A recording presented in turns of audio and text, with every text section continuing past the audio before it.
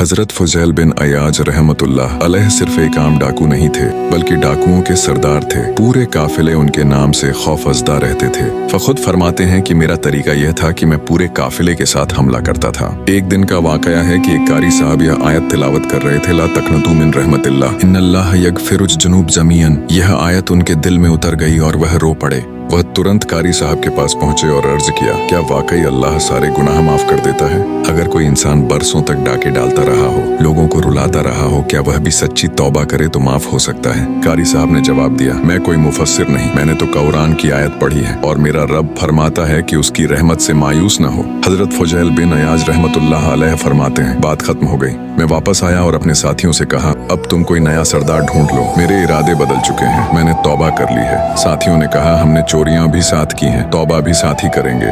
फिर आपने उलमा से मसला पूछा तो उन्होंने बताया कि यह हक़ुक़ुल इबाद का मामला है, जो माल लूटा है वह वापस करना होगा। चुनांचे आपने जो माल मौजूद था वह वापस कर दिया, लेकिन कुछ बाकी रह गया। एक यहूदी का माल बाकी था। आप उसके पास गए और सच्चाई से सब कुछ बयान कर दिया। यहूदी ने कहा, मैं तो अपना हक लूंगा। आपने कहा, मेरे पास पैसे नहीं है। यहूदी ने कहा, फिर मेरे ऊँटों को चारा डालो, जब हिसाब पूरा हो जाए तो चले जाना। हजरत फुजैल बिन अयाज रहमतुल्लाह अलैह ने खुशी से यह काम कबूल कर लिया और कई दिनों तक ऊँटों को चारा डालते रहे।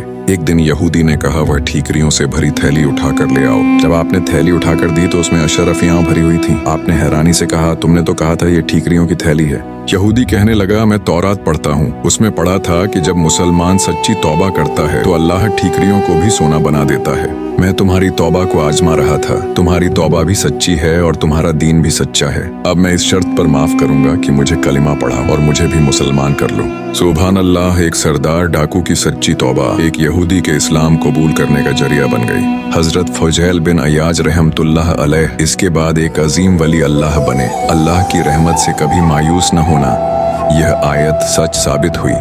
अल्लाह ताला हमें भी सच्ची तौबा की तौफीक अता फरमाए और अपनी रहमत से कभी मायूस न करे। आमीन या रब्बुल आलमीन। ला तकनतू मिन रहमतिल्लाह, अल्लाह की रहमत से कभी मायूस न होना।